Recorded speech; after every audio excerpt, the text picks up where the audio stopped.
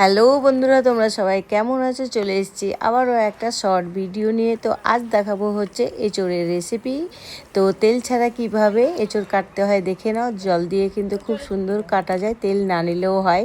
তো এঁচোড়টা টুকরো টুকরো করে কেটে, ঠিক আছে, চায়না কাটছে আর আমি একটু ভিডিও করছি। তারপর আজকে করব হচ্ছে এঁচোড়টা মানে চর্বি দিয়ে, ফুসফুস মেটে এসব দিয়ে। তো এঁচোড়টা সেদ্ধ করে নিয়েছি আর এদিকে কড়াইয়ে তেল দিয়ে পেঁয়াজ গ্রেট করে নিয়ে তারপরে সব মশলা যেগুলো মাংসের মশলা হয় সেগুলো দিয়ে ভালো করে কষিয়ে মেটে চর্বি দিয়ে, দেখতেই পাচ্ছ, ভালো করে কষিয়ে নিতে হবে। যা যা মাংসতে দাও সেম মশলা কিন্তু এঁচোড়ের তরকারিতেও লাগবে।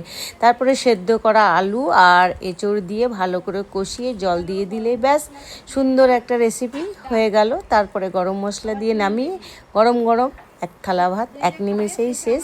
তো আমি যেভাবে রান্না করি সেভাবে তোমাদের সাথে শেয়ার করলাম, তোমরাও এইভাবে রান্না করে একবার দেখ।